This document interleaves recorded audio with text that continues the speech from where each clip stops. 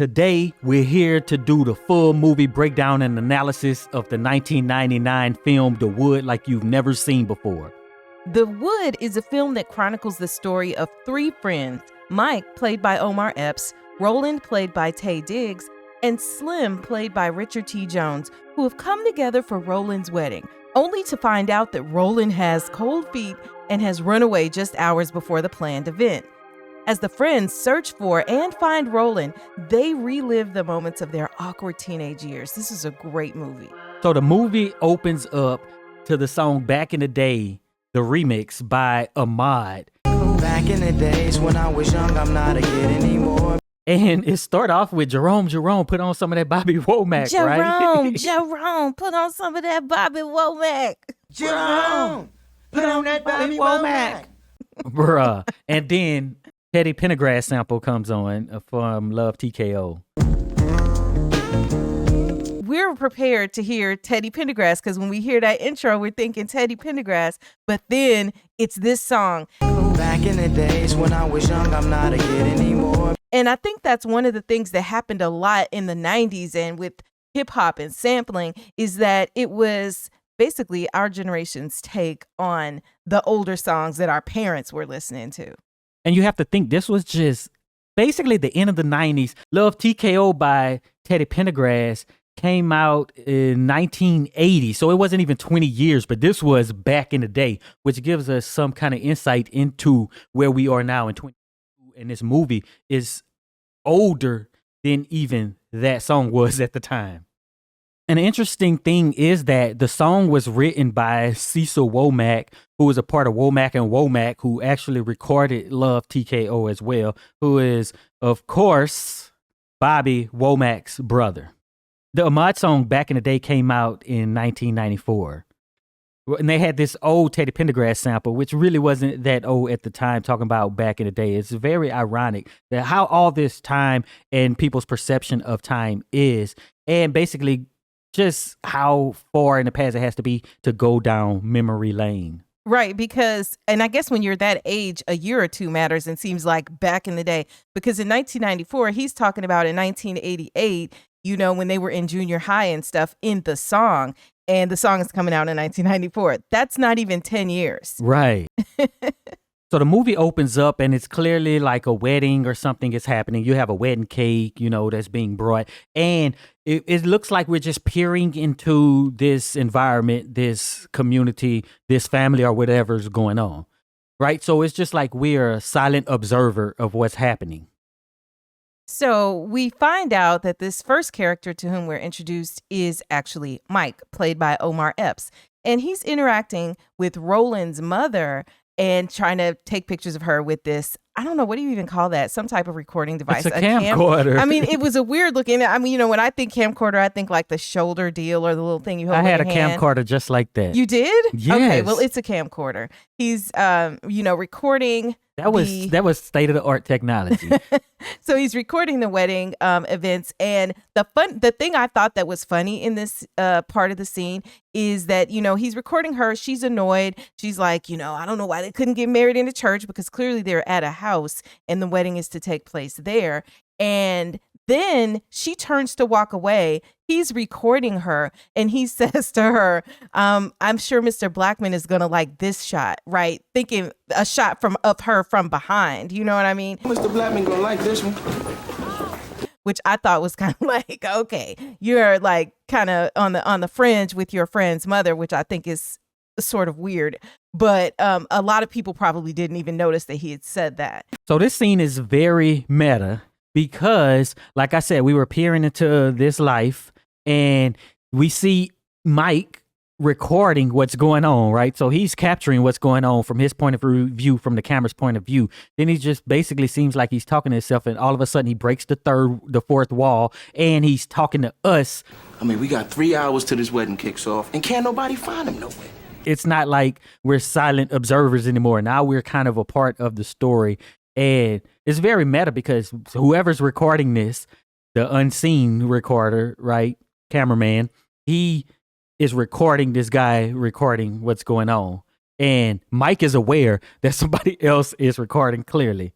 Yes. And what's also weird is that he's talking directly to the camera. And this is not a dynamic that continues out throughout the movie. You just watch. He's not going to be talking to the camera anymore. It's like just this weird intro piece. And I wonder why they did it this way. But I guess it was an easy way to kind of get the characters to say dialogue and bring you up to speed. But in a way, it might be viewed from a filmmaking perspective as a little bit lazy whenever you have these weird narrator situations. So Mike also lets us know what the problem is. It is that Roland is missing 3 hours before the wedding. I'm Heit. And I'm Cheri. And you've discovered Axiom Amnesia.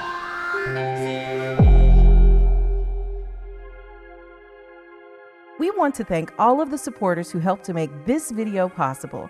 If you want your name to appear alongside these contributors, make a one-time donation via Cash App, or you can head on over to patreon.com/axiomamnesia to enjoy all of the benefits of becoming a monthly subscriber. So this is one of the few instances where the movies actually reference the movie title. What's the wood? Nah, it's Inglewood, California. And he says, it's not what you think it is, but it actually is, which is another sort of meta thing, because the movie is, as you'll see, about the slang word, the wood. And, he's talking about, well, what I'm telling you is about this story in Inglewood. And we're introduced to the character Slim now. Well, there goes Slim right there.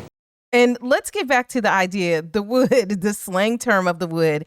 And really the whole movie is about the pursuit of, getting some, right, at this young age, and everything that happens on your way to that. But when I first heard the wood, and maybe I'm just a complete square, but when I heard the wood, I thought of Hollywood, right? Because again, this is sort of, for me, not being from California, the beginning of everybody else in other parts of the country learning about California culture, Inglewood, Compton, because this is 1999. So now we've had a few movies, we've had artists, rap artists and hip hop artists who have come out of that region, and everybody else is learning more about California in this way from kind of a Black culture perspective. Right. And I never heard of Inglewood referred to as the wood. I don't know if they just did that for the movie. Maybe people from the area will come to the comments and let us know.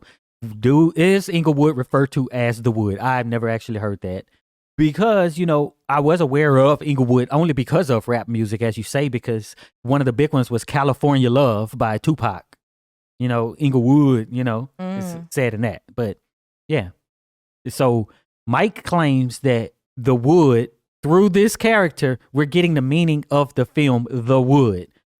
When Mike claims that it's referring to Inglewood. The camera is supposed to be you himself. They're using this handheld camera sort of and kind of moving it a little bit so it could seem like it's an actual person there. So that's what's going on at the beginning of this movie, it is kind of weird. And then Mike tried to motion to Slim because Slim was like, who is you talking to? What the fuck you talking to?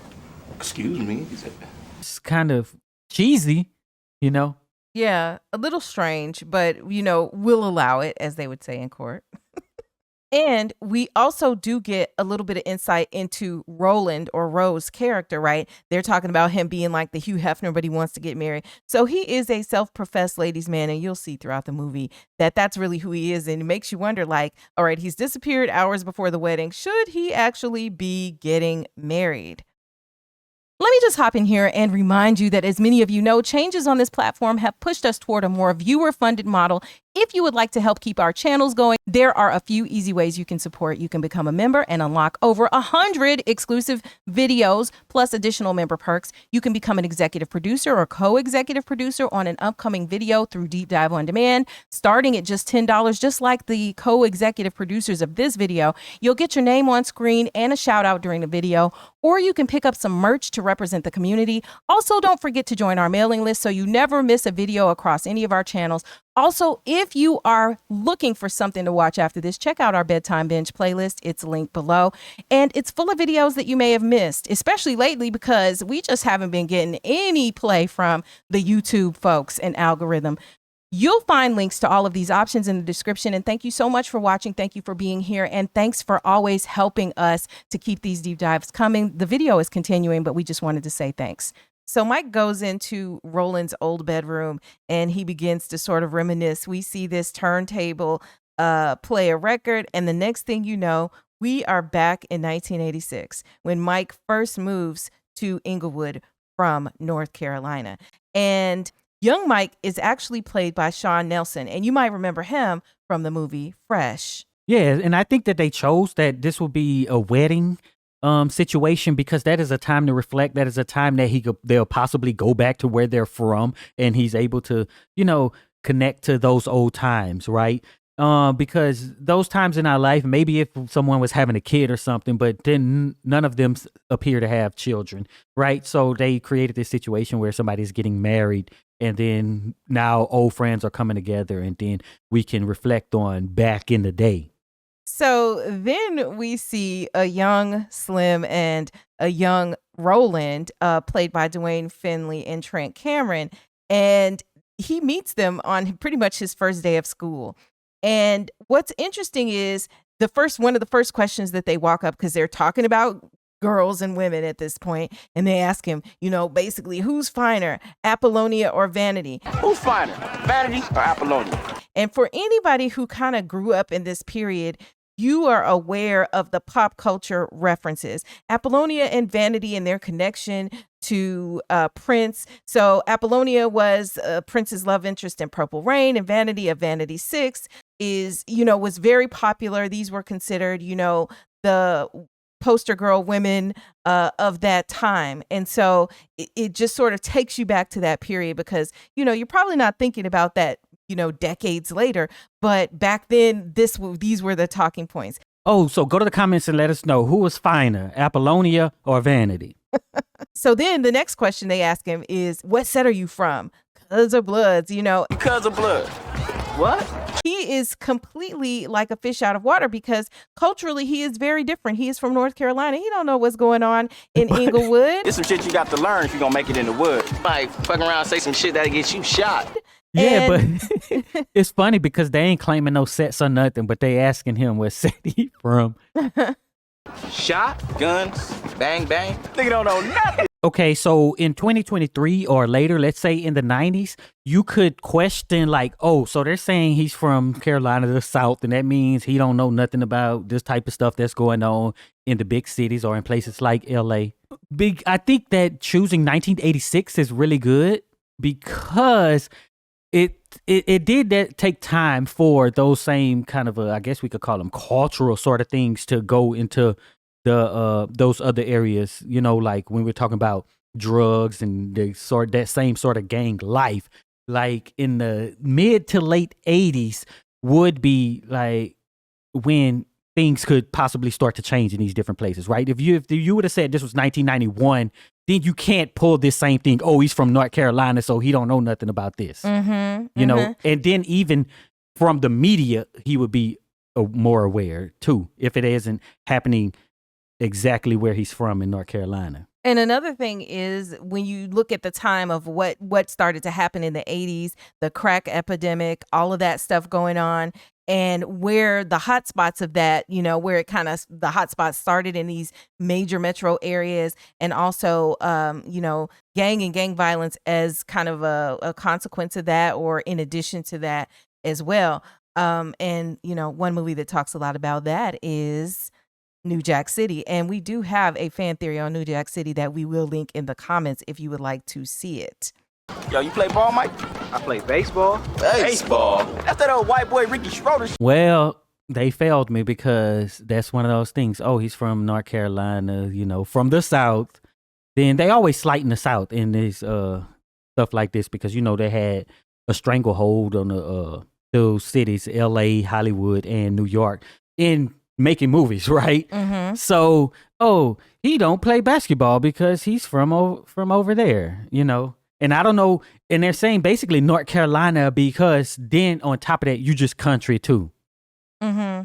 And then they equate that to like whiteness, which is more to me the writers making errors rather than the characters as children. Which is crazy because one of the one of the most famous basketball players ever, at that time when Michael Jordan was out of, North Carolina, playing for North Carolina in college.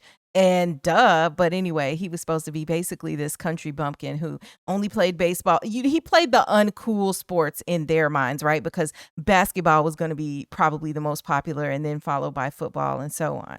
So, yeah. Yeah, he would know about Mike. He would probably know about Michael Jordan at the very least. Yeah. Whose homeroom you in, man? Yeah, come on, man. You can roll with us. Come to find out, all of them are in the same homeroom. I just love how they do this in movies where you have these grand coincidences. But what I also liked about this is that even though they were messing with him and picking on him, they still kind of took him in, and it wasn't all hate, right? It was kind of like just schoolboy fun and games, right?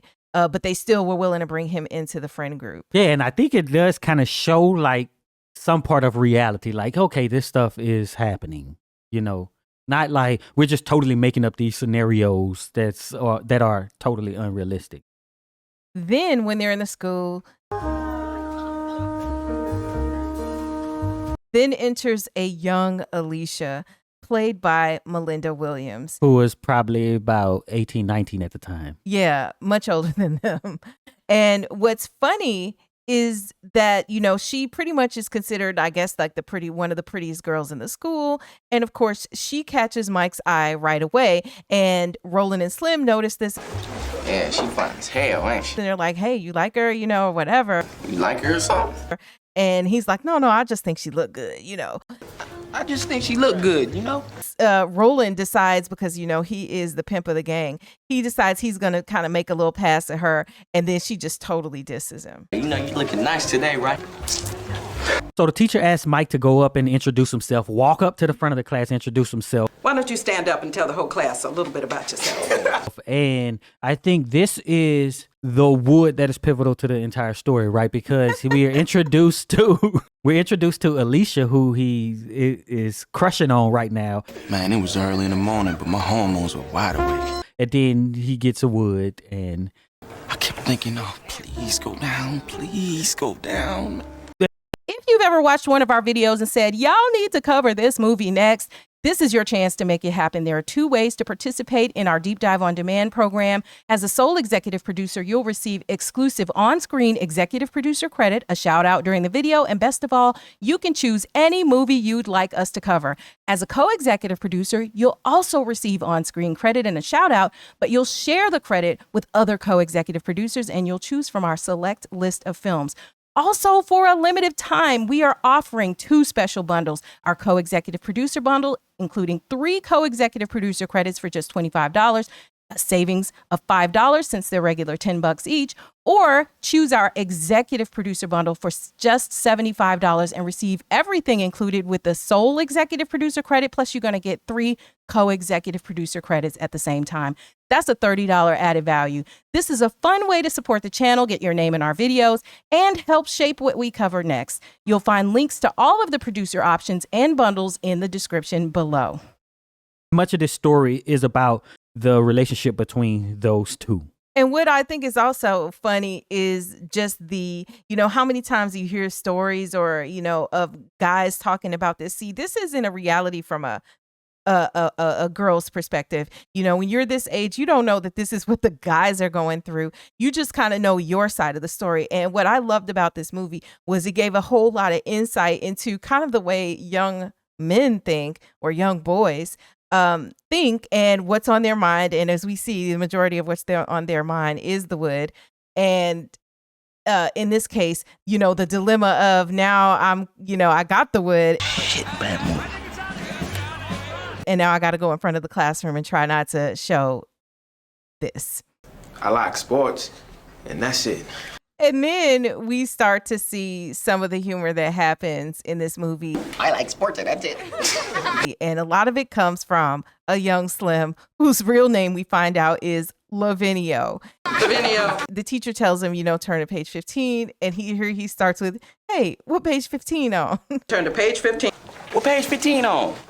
So very interesting that it appears that Roland wasn't a Lakers fan and he was a Isaiah Thomas fan because of the big poster that they had on the wall. But at the time before Jordan was the thing, you had Isaiah Thomas with the Pistons, who was just basically trying to dominate. They were kind of dominating, you know what I'm saying? And then you had that big clash between Isaiah Thomas and Michael Jordan, who basically won that battle and became known as the greatest of all time.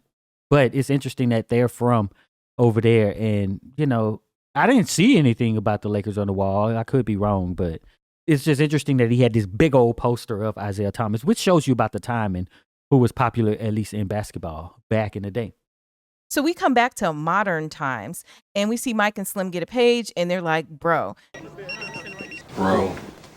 So we find out that Roland is drunk and over at Tanya, his first love's house. What, Tanya? Tanya? Oh, this is bad, real bad. His first everything's house. Is Ro over there? Yeah, he's over here and he's pretty jacked. He is not a drinker, but now he has gotten himself drunk. Keep that fool there. And they are going to have to fix this situation. Come hurry up. Yo! What I find interesting about this is that we're introduced to Tanya, who is played by Tamala Jones. And also now we see the adult Roland played by Taye Diggs. So they go outside to go get Roland and they go to the car. It looks like a Lincoln Navigator, which was the ish at the time in 1999. Is it? Yeah. I don't know what that was. You basically find out that Slim just got this a couple weeks ago, and then he talks about how, it's something nice that he would want, and, that he views as something of high status because he tells Mike, you probably could get one of these one day, jokingly, to him. You work hard, you might afford one of these one day. He really likes his car. Yeah, and the other question that is outstanding at this point, knowing that Roland is out there with his ex-girlfriend, is whether or not he actually did something with her. Ooh, come here, chocolate nigga. The adult Slim is just as blunt and crazy as the young Slim.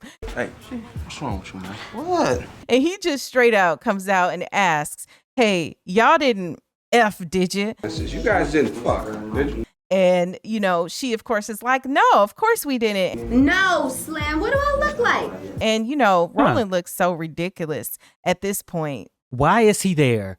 It seems that, he got drunk and he went over to his ex's house.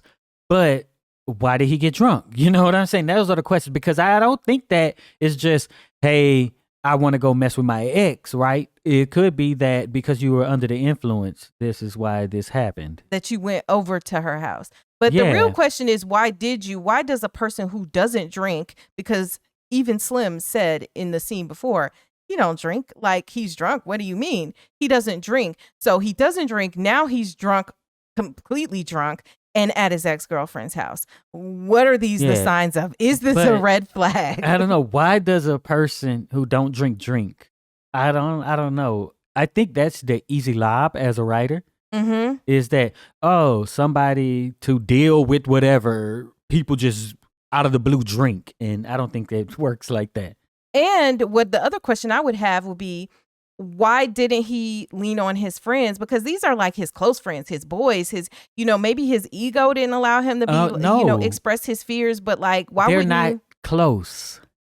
They were close when they were in Inglewood. That's what it is about, right? Because reminiscing on it. That's a good point. Because he didn't. Mike did not know that Slim had bought the car weeks ago, because they don't always interact now. Because they're in different parts of the world. Yeah, childhood friends. Yeah, they don't live near each other anymore. Yeah, right? and I think only Roland lives at home. Yeah. Right, because I think Slim was playing basketball overseas and Mike was living in New York or something like that. Yeah, so they probably close to say, but they don't always keep in contact. So you're probably not, when you're making these decisions and stuff, you don't think of the people who you don't always talk to, even though this may be the closest people to you. And so here's what's interesting is that in the period when the rest of them, when they went off to college and they lived their lives and stuff, that they're still the best men. So it's not like there's another, one of his close guy friends that he could lean on in this moment.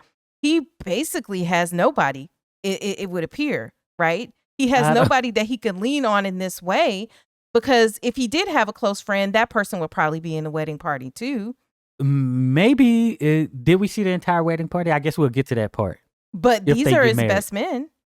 Yeah, So- but well, he could choose his best men that they show us are the ones who's from, back in the day. Yeah, But that just because they don't show the other ones don't mean that they don't exist. that's true.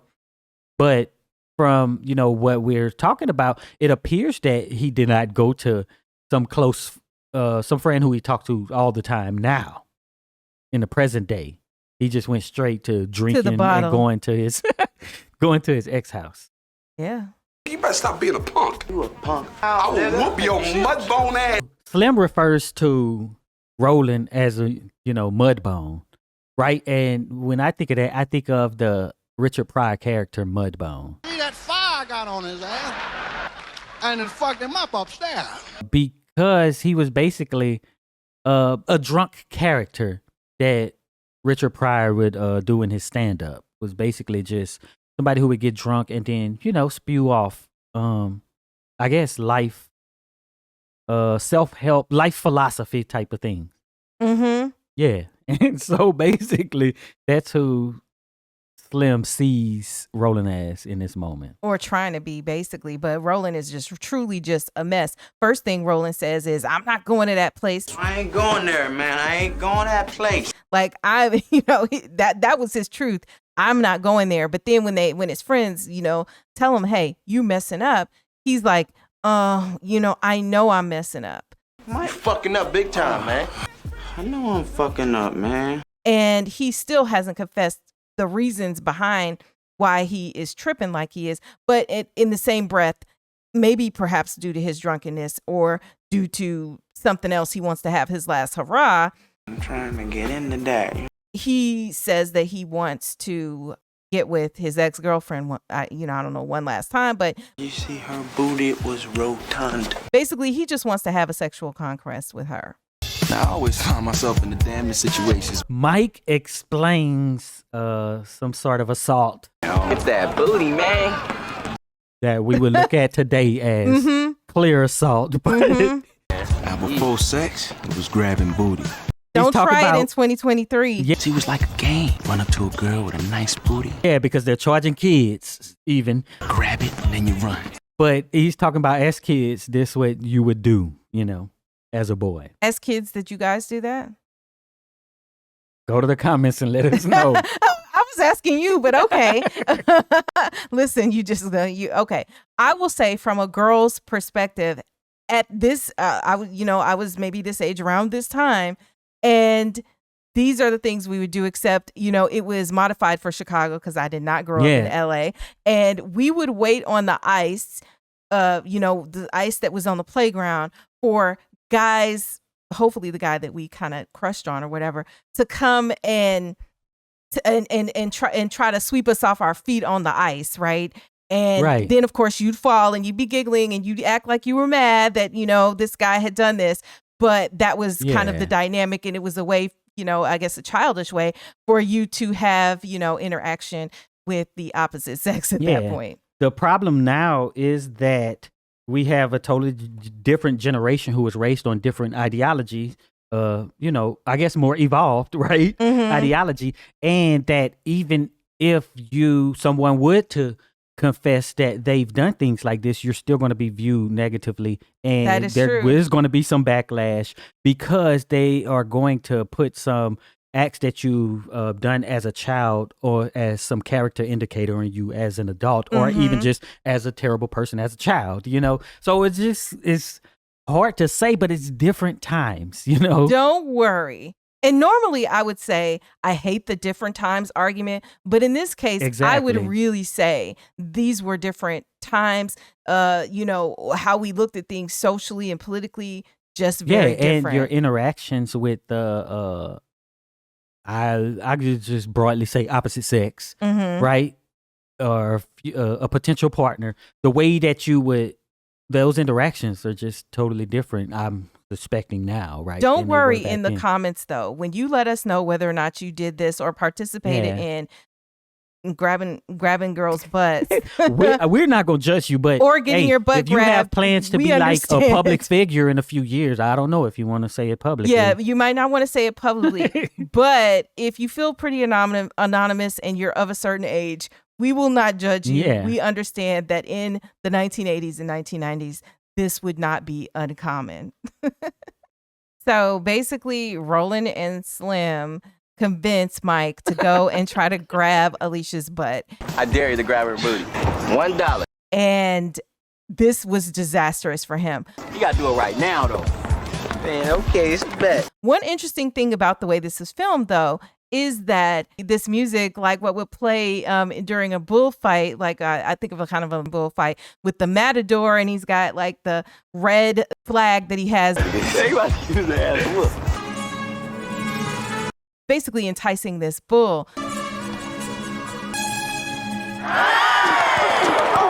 At the same time, notice that Alicia has on red shorts. In his face, man. And I wonder why they would make it like it was a bullfight. It's symbolic, right? He is the bull, right? Yeah. And he's going after this muleta, I think is what it's called, right? The cape or whatever, or the flag. Uh-huh. And she is just dangling it out there, even though not intentionally, right? It's like what the symbolism is there. He is the bull, and he sees this, and he can't resist, right?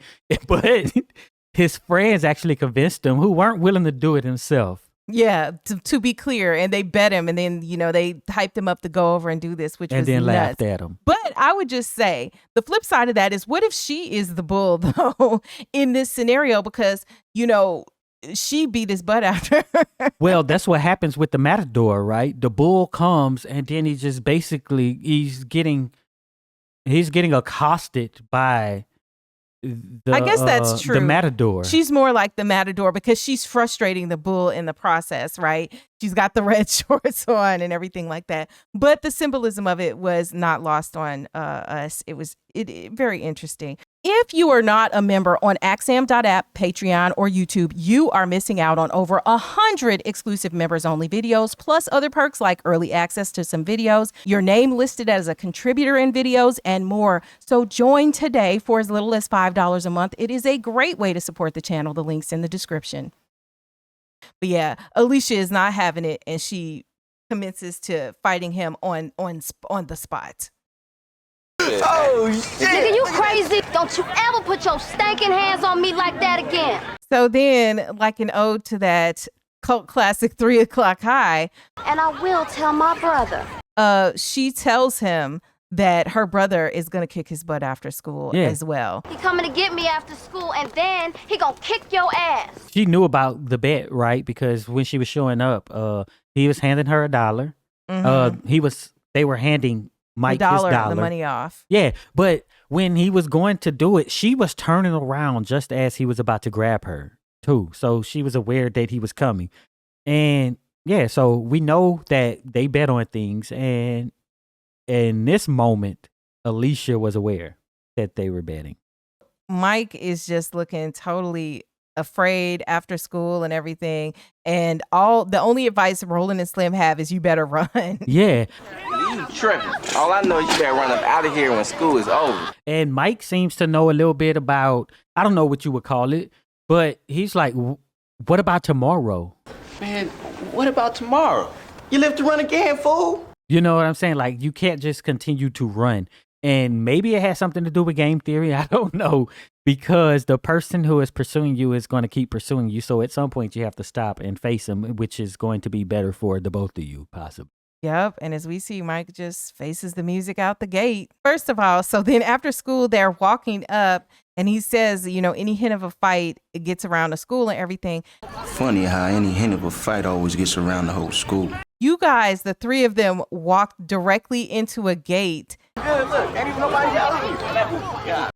And they're facing the gate like, where are you going from this gate? It was weird. Hey, man, my little sister tell me you can't keep your motherfucking hands to yourself. And then next thing you know, here's Stacy and Alicia. And Stacy is like, hey, I heard you messing with my sister, Yeah.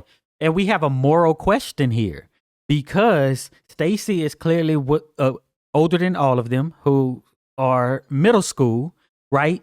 And is the offense great enough where this basically grown man, especially in relation to them, comes onto the campus and basically fights a middle schooler? Well, how old was Some will Stacy? say. Stacy was I don't know, probably let's say like a 16, teenager, 16, 17, and the boys maybe. maybe 13. Yeah, yeah. Like, I'm just saying, like, think about it. It's a high schooler coming to middle school to fight somebody, basically. So, but is that offense? Does that offense warrant it? Because it could be said. It don't matter. Her grown daddy could have came, right? Some people would say. I feel like it's warranted without maybe the complete physical intervention that was happening, right? But if the intimidation, I do think could be warranted, because at the end of the day, he violated her in a way that she didn't want to be violated. Like, he touched her. And that is inappropriate. Even back then, Yeah. she didn't want it. And you about to learn how not to have it happen. Yeah. But I think it could have been enough in that moment to be like, leave her alone. You think my sister a hoe or something? No.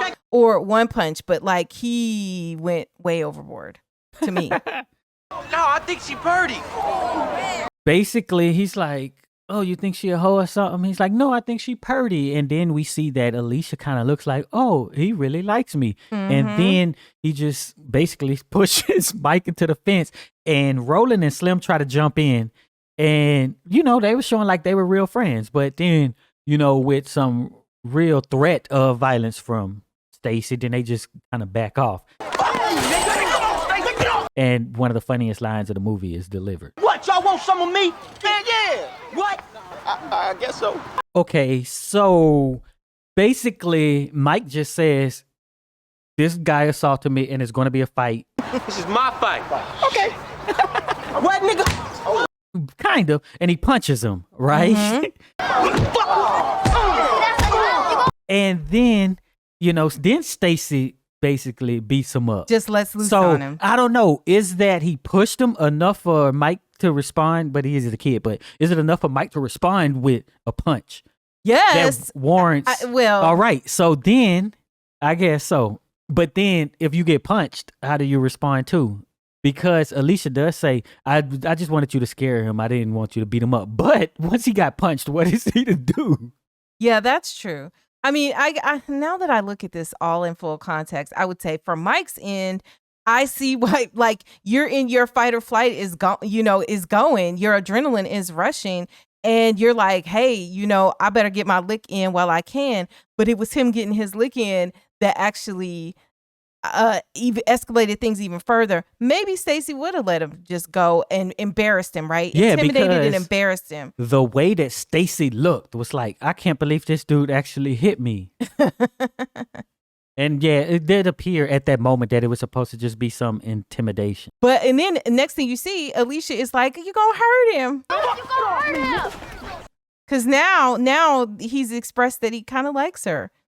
She purdy. She Because he's purdy. from North Carolina. Terrible accent. I don't think people from North Carolina sound that way. And then Alicia slaps her own brother, Stacy, in the face. I said stop it, Stacy. And helps Mike off the ground and asks if he's okay. Stacy Yeah. goes off. And then Mike tries to apologize and she just basically walks off, ignoring him.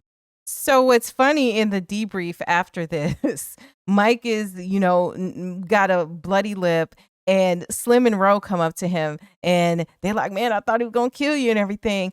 And Mike says to him, thanks for having my back, y'all. And what's funny is did they really have his back? They tried to have his back a little bit, but they were just too But that's what you could intimidated. do. It's just like, all right, let's take it globally, right? If you got some small countries who don't have a big military and stuff, they going to kind of back you up, right? But Yeah. they ain't going to get all the way involved in the conflict because they know the limitations and what's going to happen to them. So they did what they could, right? And they were scared too at the same time, but they pulled them off and everything. And yeah, so I think they did. Yeah, I guess so. In the comments, let us know, did they have his back or not? Because at the end of the day, they were the ones who set him up and got him in this whole situation to begin with. Let us not forget that. Was it working, man? Getting beat down. So Mike said it was worth the beat down to get to grab her butt. Yeah. So we are back to modern day, and the guys stop at the mini mart and they begin to reminisce about how they used to always go to this mini mart before the dances to get stuff, mints or whatever for the dance. And they talk about Mike and his inability to dance. And then, of course, we go back to 1986 or so, and we're reliving another memory. And every flashback starts off with a record and a song. So what I find interesting is we see Slim and Mike walking, and then they run into Alicia and her friend.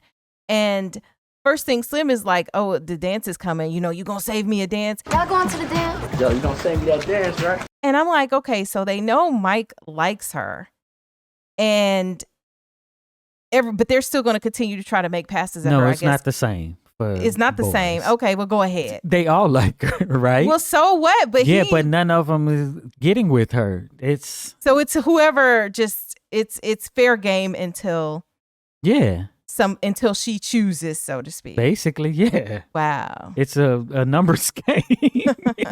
Because think about it, it's on the woman or the girl to pick the guy, right? So you might not be even the one she chooses. Yeah. But well, yeah. So it could be the wrong guy in the crew chose the girl, and then nobody gets her, right? Even though she could, quote, be quality. Foolishness. So that's like, I don't even want to hear this type of talk because it's weird to me. But I guess as a girl, that it was like, oh, you knew that was the guy that your friend liked, and so he wasn't a guy you just let yourself like. That just is not how. Yeah, because the girl chooses. The girl code is different. Because the girl chooses. Yeah. The girl, you basically gonna get what you choose, kind of. You know what I'm saying?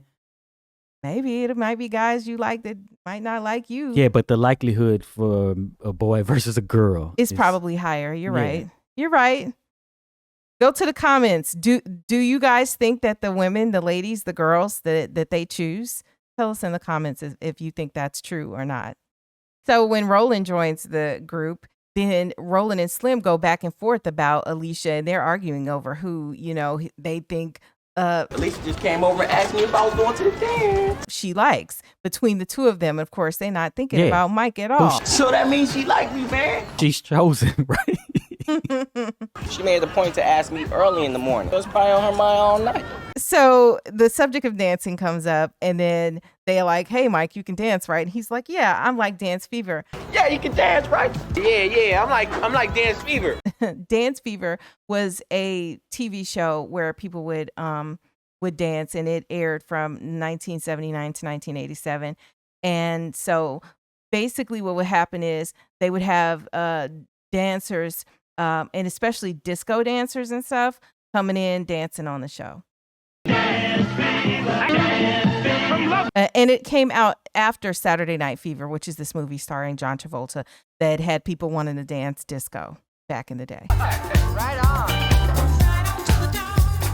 So Mike, understanding that he does not know how to dance at all, decides to go home and he's going to teach himself how to dance. Right. There is no internet. There is no YouTube at this point. He cannot just simply go and be like, let me find out how to do the latest dances. This is not a dances. TikTok era where people who can't dance are dancing. Yeah. So he puts on the music and he just starts freestyling, his dance moves and everything like that. He starts doing some dance moves that you saw in Grease and like Saturday Night Fever. And you even see him dancing like Prince at one point. But it all culminates in him basically slow dancing and grinding on this bunny. Hey, you smell good, girl. You smell good. And then, of course, his mother and younger brother walk in and are like, what in the world and is if you're going too on? young to know, slow dancing is like how he was, where you're getting close to your partner and the music's slow, and you've probably seen it before. Which is what I wonder, like, okay, slow dancing doesn't really happen anymore. See, most of you guys are older who watch our videos, but you guys, the kids are not slow dancing anymore. Like, when do you get close to be, like, tell me, because. Yeah, you twerk on people and get twerked on. I guess you just twerk on them. Yeah, at this point. Like, when I was coming up, that's how it was. It was transitioning over from slow dancing to twerk dancing. Oh my gosh. I don't know, by middle school, you know what I'm saying? So much is lost. So much is lost in just not looking forward to the slow song coming on at the school dance and hoping that the person you wanted to dance with would dance with you and all of that business, and just having the opportunity to get closer to the opposite sex. I don't know. It might make it easier for the kids, right? Now? Yeah. So let's say you're a boy. Yeah. You got this awkwardness of, the slow dance, and will you get chose to be danced with? Like, that creates, I don't know, socially for people, it may be kind of, I don't know what you call it, where you have like outcasts, people on the outsides and stuff. You know what I'm saying? But the thing is, dancing, the guys would go up to the girl and ask her to dance. Did she always say yes? No, maybe she didn't always say yes. That's what I'm saying. Right? She did not always all say right, yes. so some people ain't going to get no dances. Well, think about all the girls who no guy went up to, right? It's the same kind of thing. Exactly. And that's what I'm saying. So now you don't get that as much if everybody just basically on their own dancing. If everyone just does line dances, because that's that's twerking exactly in it. line dances, and you dance alone, then nobody is left out. Like, there's parts about the way the culture is now that is just terrible. Yeah, I guess. I don't know if that's terrible. That aspect of it. I guess. I mean, you don't want anybody's feelings to be hurt, but at the same time, I just think of like, Keith Sweat, slow dances, the late 80s. It all makes sense to me. But And it was just so commonplace that, think about nowadays, if, I don't know, maybe, but if two kids started hugging each other like this and moving slow, that would just be like, what are y'all doing? yeah, because twerking is fast, Yeah, and it'd be like, why are y'all all up on each other like that? But that was just common. Go ahead and, be all up on each other. I was just dancing because there's this dance on Friday. Yeah, and then they would try to temper it, right, by being like, your bodies need to be I a know, you certain need to be distance spaced apart, between. or you This can't. how we do it in your North hands Carolina. need to be above the waist and stuff like that. Yeah. So who is she? Only a woman can make a man do the crazy stuff you were just doing. Come on, ma, it ain't nobody. It ain't nobody. That's my favorite. One of my favorite lines by him. Come on, ma, it ain't nobody. Well, his mother has some insight. She's thinking about her son kind of growing into a man, and she's just like, who is she? Because you are acting very strange. He's hit puberty and How do everything. women know this? Huh? So let me tell y'all a little story. When I was probably in middle school, it was some girl, right? And we kind of hung out one day, and, her mama was like, hey, come on in, whatever. And then when I got home, I don't think it had anything to do with that, but my mama and her friend was there, and they was like, oh, you want to eat? I said no. And then my mama's friend was like, oh, it must be some girl. And I was like, wait, what?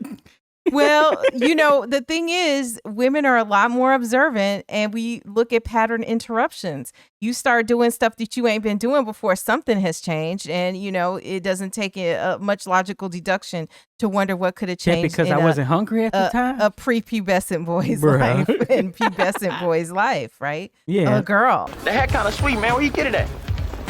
Carolina Blue. Why you wearing it like that, man? They talk about his hat. He got it from Carolina Blue, which is a North Carolina hat. And he said Carolina Blue is a store in North Carolina. Thanks, man. Yo, let me help you out. That's how the ballers wear it, man. He liking it like, why you wear it like that?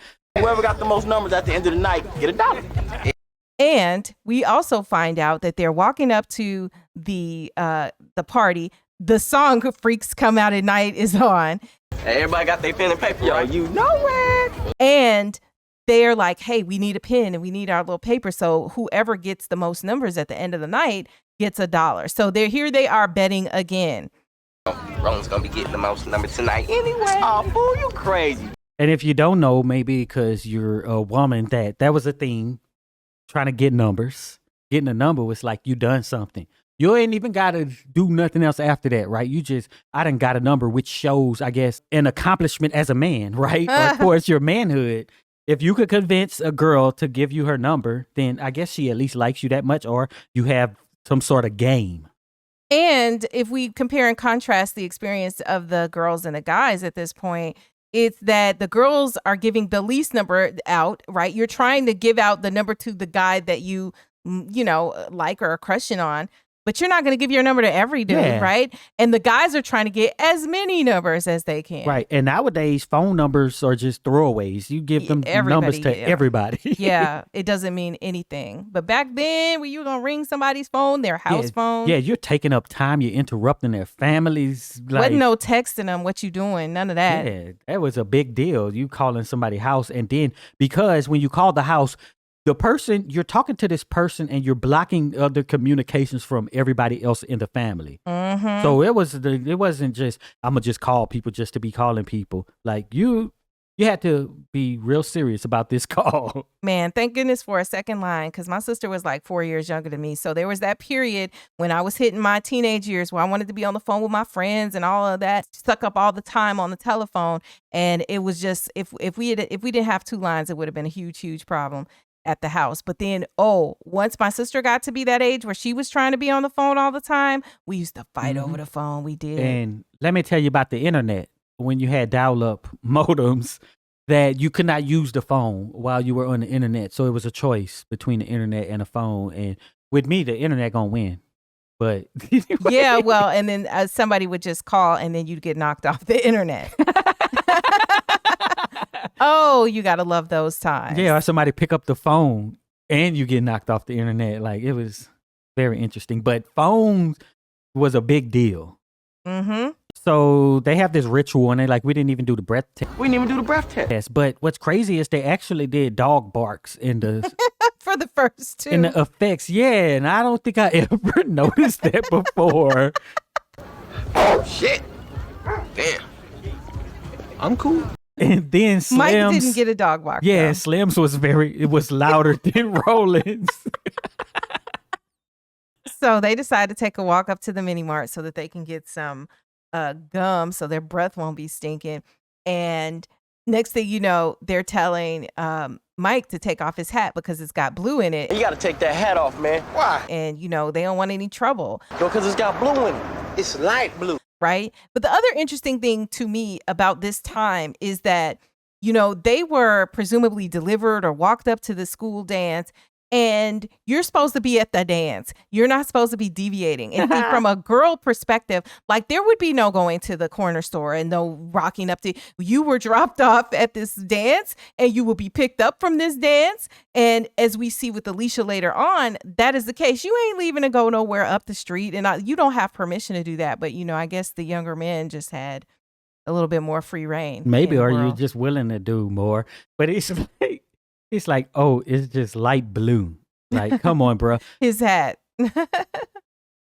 Oh, and there's probably millions of stories of people with, having negative interactions over colors, which is crazy. Like one time my daddy told me that he had on a black bandana and he got accosted because somebody thought it was blue. When I was in California for many years, it was just stuff. Why you wearing so much red, bruh? It's very crazy, when you come across situations like this. So while the 3 are in the store, some cats come in wearing red to rob the place. Hey, motherfucker, give me the money. And one of them asks, yo, where the condoms at?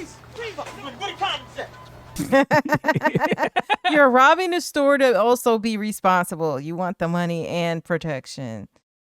And if they hadn't been fiddling around in there so long, they probably could have been out, but they had to be given lessons on, the powerfulness of a Tic Tac. Because they're small and they pack a lot of power. How, you need to have Tic Tacs rather than chewing gum and blah, blah, blah. And when dealing with females, suck, never chew. Slim talking about he wanted a soda and all.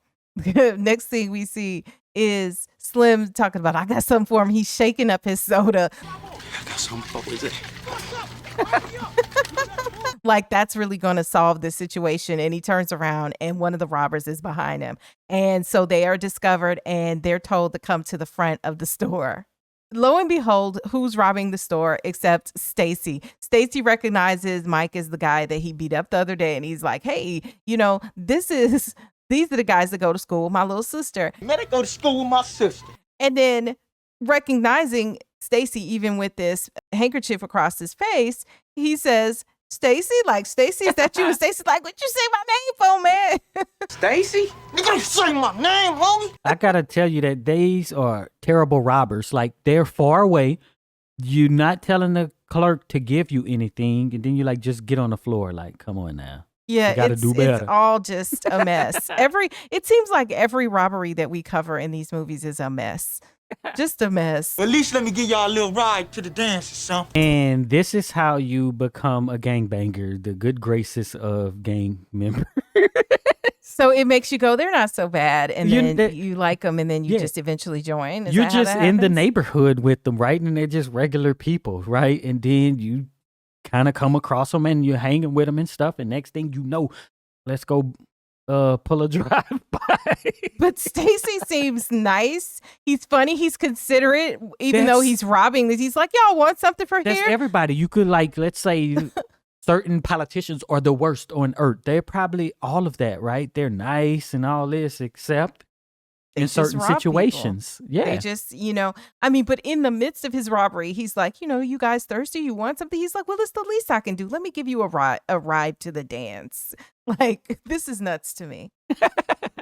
So in the car on the way to the dance, Stacy is talking to his friend, and he's like, yeah, did you get some more, zigzags or whatever? Nigga, you did get some more zigzags, didn't you?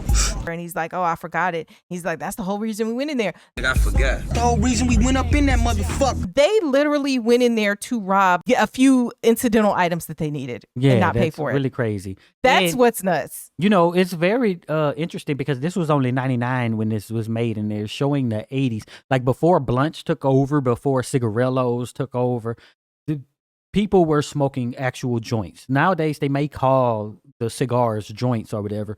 But back in those days, the 70s and 80s, you was getting some little papers and smoking joints, which, people would say that, oh, these are better for you than the cigar papers, Mhm. which possibly contains tobacco. So then Stacy offers them, a puff or however you would term it. No, we just don't do that. Fuck it, more for me. He offers them some. They say, no, we don't do that. And then Stacy's like, I try to be generous to you, and you don't want to take my generosity. Try to be generous to you little niggas, and look how you do, man. And then, of course, his friend wants some, and he's like, you didn't get them papers, so you ain't getting none. Fuck you, boy. You ain't getting no zigzags. You ain't getting no drink drag. So we have to just stop and talk about Stacy talking about making a whole album about smoking weed, and then Make a whole album about smoking weed. his friend is like, nobody gonna buy no album about that and everything. Ain't nobody about to buy no album about smoking weed. And of course, we know Dr. Dre's The Chronic came out in the early 90s. Yeah, and it's like one of the biggest, what's considered one of the greatest of all times. Critically acclaimed, all that. Well, I'm peeping and I'm creeping and I'm creeping, but I damn near got killed. Yeah. And he's from the same region, right? He is, the beats he probably would have liked would have been similar. So here we are. Stacy was just ahead of his time. Yeah, and he could have been the one to do it. But, when you got people on your side like this cat, they're going to try to shit on your dreams. and let me just say, Stacy was wearing that fresh Jerry curl. Okay. And I have to talk about young Slim's bad Jerry curl wig. It was terrible. But I think because it's a comedy, then you get, you get some grace in that. And but it when was you kinda see a funny. real curl next to the bad Jerry curl wig, it just, because I'm looking at them all in the car, it's just kind of crazy.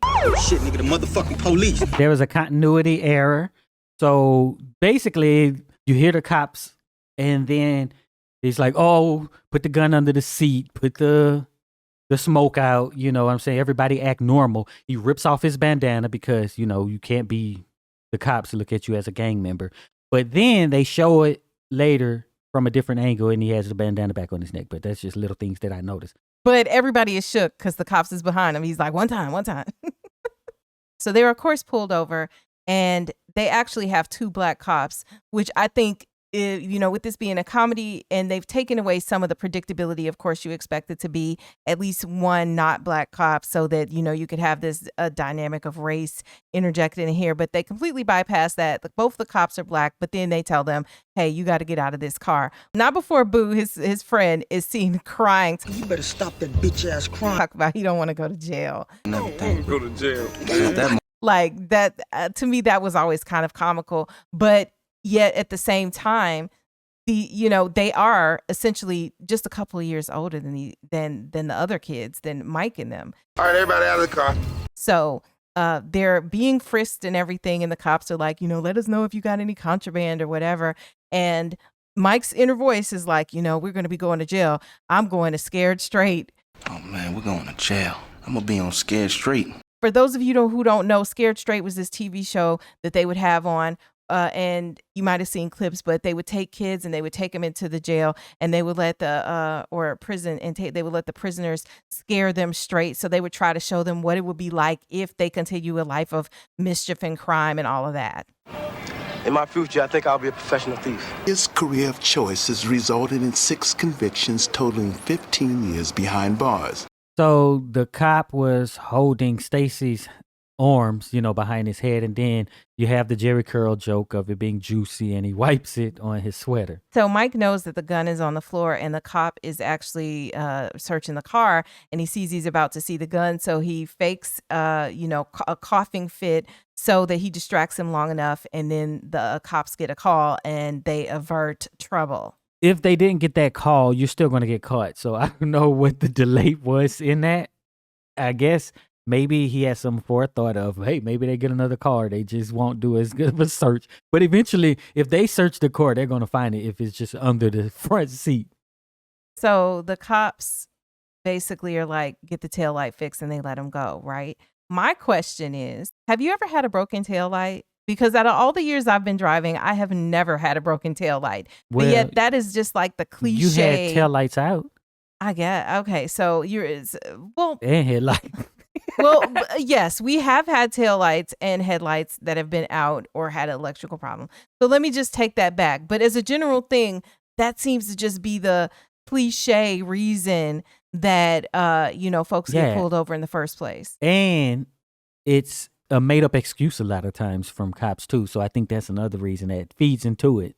So when they get back to the school, Slim jumps out of the car, slams the door, and runs before anybody else could get out. Get the fuck up on my car, go have some fun. And then Roland gets out, and when Mike gets out, Stacy is like, hey, I need to talk to you, blah, blah, blah. Man, let me talk to you for a minute. So he gets back in the car, and it's like Boo is not even in the car. He's just talking to Mike. Invisible. You like it, though, don't you? Well, yeah, I do. He's talking to Mike, and Stacy gives Mike tips on how to pull his sister. And if they happen to play that, I want you to get you a dance. And he also apologizes for beating his butt the other day. I apologize about beating your ass that day. And then Mike's like, it's cool. It's cool. I think it's interesting, though, that why do you think he told him that? Why do you think he's telling him how to get his sister? Basically, when he was like, Boo, get in the back. Your crybaby ass in the back. These kids have more heart than you. Nigga, these little kids have more heart than your motherfucking ass. It reminds me of a Boosie quote where he's like, your mama had more heart than your daddy, bitch ass. But your mama had more heart than your daddy, bitch ass. He ain't gonna set nothing up. He's basically like, oh, I found a suitable partner for my sister. And like he said, a lot of people is trying to get with her because she's cute or whatever, right? So I like this guy. This is the type of guy I want my sister with. And he's trying to make that happen. And I think he showed heart more than once in Stacy's eyes, right? Yeah. First of all, that he hit Stacy and that he took the beating. And now that he, stood up and was, down for the cause. Yeah, with the cops. And we also find out that Stacy is the one who gives him the nickname Big Mike. Sure, man. Mike. Big Mike. So they finally made it into this dance, and it is just like heaven on earth for Mike and his friends. And so they are in pursuit of girls and want to dance with girls and everything. And of course, we know that Mike cannot dance to save his life. And Mike knew this dance was trash and he still proceeded to do it. Yes. And he starts dancing, imitation Michael Jackson, Prince dances, just looking like a fool. He didn't even care because he's just in pursuit of, something to fix his wood, I guess you could say. Oh my God. And so, he's just dancing and looking crazy. And the girl he was dancing with was like, yeah, I don't think I want to dance anymore. And this scene, though, along with teaching himself how to dance and everything, reminds me of the movie Can't Buy Me Love, which stars the guy who plays McDreamy, Patrick Dempsey, as kind of this geek who later becomes cool and everything. I did not know that was him. Yes, that is him. And of course, we know him better now as McDreamy off of Grey's Anatomy. But the remake of that movie, the remake and change, was starring Nick Cannon, Love Don't Cost a Thing, which also had a similar crazy dance scene, from the main character not knowing how to dance. So just a couple of pop culture references for you. In the middle of the dance, they're taking tally who's got the most numbers. Of course, Roland has like 6 numbers. And Slim is like, oh, man, I only got 4 numbers. And Mike confesses that he doesn't have any numbers. Mike, you got me. Man, I ain't get any. And of course, we know Mike is really singularly focused on Alicia. Just waiting on Alicia anyway. Everybody up in here trying to get it back, including me. And, Roland is like, well, let me go tell her you want to talk to her. And he's like, nah, man, don't do that. Don't do that, man. Tell you want to talk to her, all right? Man, don't do that. I think Roland realizes that Mike actually kind of likes her and is not making passes her, while Slim is still like, well, everybody trying to get with that, so you could forget about that. And he was like, including me. So Slim is still chasing her. Actively. And Mike has insider notes, right? Insider tips to know how to get her. So if Roland goes and he try to hook him up, then he's interfering with what her own brother gave about her. Yep. Luther Vandross says, if This World Were Mine plays and Mike has his opportunity to do what Stacy says do and try to get himself a dance with Alicia. Right. And they say that it is the last song of the night, but what if they did not play the song? We wouldn't have a movie. You want to dance? Yeah, sure. And between the machinations and the small talk, it was like 3/4 of the song was over by the time he finally asked her to dance, and she agrees and they take the dance floor. Bruh. She was dancing all night, and then when this song that happens to be her favorite is on, she got nobody to dance with. Nobody, I guess, asked her. And then why is it that in movies, when you ask somebody to dance, you have to leave from where you are to go somewhere else to dance? Why can't you just start dancing where you stand? Right there where you are, you got to go down to the middle of the floor. And just and so I think dramatic. that guy might have, I don't know, it felt like the guy who passed her at one point did ask her to dance or was saying something to her. She was waiting for but Mike. she was waiting on Mike. She was waiting on Mike the whole night. This is the life of the girl. The flip side is the guys are full of activity trying to cast wide nets and get every number they can. But for the girl, you're waiting on the right guy, to the guy you like to actually make his move. Because if she had gone up to him and said he wanted to dance, it probably would have ruined the whole vibe for him, and he probably wouldn't even like her anymore. Another connection to Love Don't Cost a Thing is that is Christina Milian, a young Christina Milian, dancing with Roland. I can't hold it any longer, Captain. She's gonna blow. Mike catches the wood. I was in full salute at this point. Again. While they're dancing, and Roland and Slim are low-key hating on him because they can't believe he's actually dancing with her. And with his hand on her butt. Both of his hands on her butt. Yeah, this time it was consensual. Because she smiled after he did it. That's like Trump. Just do it, and then you'll find out if she like it after the fact. Hey, disgusting. I can't believe you brought him up. That's basically what happened. He grabbed her this time, but what if she didn't like it this time? Right? I think this time maybe she would have slowly moved his hands back up to where they belonged. But it would still be unwanted. Yeah, like if he was being too fast. But that's the whole dynamic in relationships, right? Just, there was this thing that you need to explicitly ask these things that just don't naturally exist in life. Well, and also remember what she said when he played the game and grabbed her butt was, "You don't know me. You don't know me like that." Well, I guess now after a couple months or whatever, you do know her, and you know she's more agreeable. And this is probably not a bet. This is how we do it in North Carolina. I always laugh at this part because, you know, he's got basically a boner. And so he moves his midsection back away from her so she's not feeling this. And then she, you know, and he's trying to play it off. He's like, this is how we do it in North Carolina. And she's like, well, this is how we do it in LA. This is how we do it in LA. And then next thing you know, she pulls herself to him, and she feels it, and the expression on her face is like, Party's over, y'all.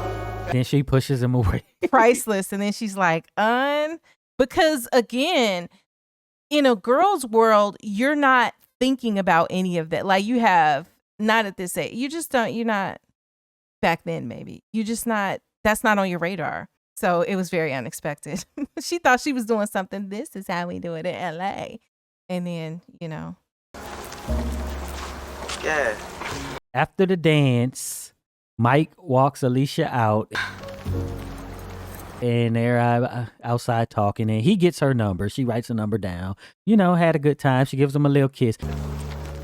And Stacy is there to pick up Alicia. Stacy is like a great brother. Because he drop her off. He pick her up. He commits picks her up a robbery from school. in between. Yeah, commits a robbery in between. Drops her friends off because they go to school with her, right? And but he picks her up from school and stuff like this. You know, these are pretty good. You know, he's here to look out. His for gang her. banging duties ain't getting in the way of him looking out for his sister. It's revealed that both Roland and Slim had 7 numbers, and then when they find out that Mike had Alicia's number, How many numbers you get tonight? Just one. One? Alicia? they're like, oh, well, that's worth more than the ones we have. That number right there is worth 10 of them skeezers up in there, man. You won, Big Mike. How did Slim know to call Mike Big Mike? And then they're like, you win $1, Big Mike. Maybe they talked about it. I don't know. Yeah, maybe he said, It just hey, didn't he's show told it. my new name is Big Mike while they were in the party and the small talk. What actually happened after he got out the car, he was like, no, he just wanted to know my name. So maybe after that he said they talked more about the name. So, but that was just a little tidbit where he just knew to call him Big Mike. But let's talk about it. Like, Alicia was so revered that her phone number was worth 10 phone numbers from these, quote, other skeezers or whatever he called them at the party, which I think is just like, I don't know, in the minds of these young men is just nuts. Yeah, which is why they never even went to ask her, right? So that wraps up the first part of The Wood. We're making this a 2-parter, and the conclusion is in the next video. The good news is that the next video is dropping at about the same time. So just go to the description and you'll see the playlist for The Wood. You'll see a link to the next video, the part 2, for our full breakdown of The Wood. The things we're going to be covering are what happens with Mike and Alicia, and what happens with Roland's wedding. Does he actually make it to the wedding or what? If you made it this far, type skeezers in the comments so we'll know you're one of the real ones who stick around to the end. And be sure to check out one of the videos that's on the screen right now. And also be sure to visit axiom.app, where you'll find all of our recent videos in one place with links to them back on YouTube so you can watch them here.